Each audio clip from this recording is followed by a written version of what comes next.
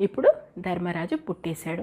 నేను మీకు ముందేం చెప్పాను, అక్కడ గాంధారి కడుపుతో ఉందని చెప్పాను. ఎప్పటికీ కుంతి గర్భవతి కాకముందే సంవత్సరం ముందు నుంచి గాంధారి కడుపుతో ఉంది.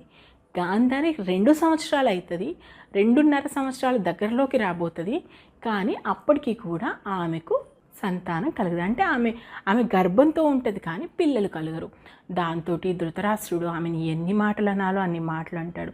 నువ్వు 2 సంవత్సరాలుగా గర్భాన్ని మోస్తున్నావా, అసలు నువ్వు బిడ్డను మోస్తున్నావా, రాయిని మోస్తున్నావా, లేని వరం ఉందని చెప్పేసి మమ్మల్ని మభ్యపెట్టావా అని చెప్పేసి దాసితో ఉండడం. ఎన్ని రకాలుగా గాంధారిని హరాస్ చేయాలో అన్ని రకాలుగా గాంధారిని హరాస్ చేస్తాడు.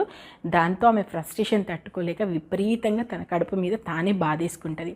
అలా బాధేసుకున్నప్పుడు ఒక మాంసపు ముద్ద బయటికి వస్తుంది. ఆ విషయం తెలిసిన వెంటనే వ్యాస మహర్షి ఏదైతే ఆ మాంసపు ముద్ద ఉందో దాన్ని 101 భాగాలుగా చేస్తాడు. 100 పురుషులు, ఒక